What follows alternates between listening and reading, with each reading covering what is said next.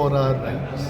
People have voted us to take on the issues of the people, and the House is such a place where you can raise the public interest issues, and the government has to listen to them. Last 2 days I came in the House, I met the Secretary of Tripura Legislative Assembly. I told him that the sitting arrangement should be made properly, because all the elected honorable members, they have to have good sitting arrangement so that they can take the issues, raise the issues, they can do the job which is to be done inside the House. But we have seen with 11 numbers of MLAs, CPIM Legislative Party has been allotted very good sitting arrangement.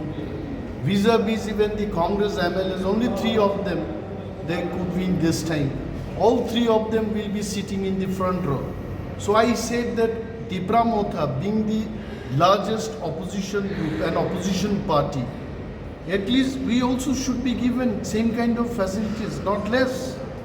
But initially they arranged for us only 2 people will be sitting in the front row. I protested in regard to this issue. And also you must have had seen that in the last row, where only 3 people can sit, but they have made us to sit 4 people. But then when I argued with them that why this arrangement is so, they said that a single party cannot encroach to the other bloc. But then my question is, if we cannot encroach the bloc, who has made this assembly? Why you have fixed every chairs and tables and mic? No political party will know how many MLAs they will win.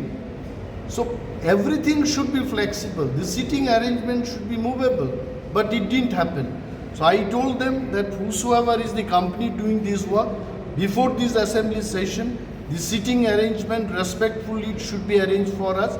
They did not do so. If we bog down with these small issues, days to come we will not be allowed to speak in the House. That is why we have shown on the first day the mark of protest in democracy, that we walked out, and now the Assembly and the people of Tripura will remember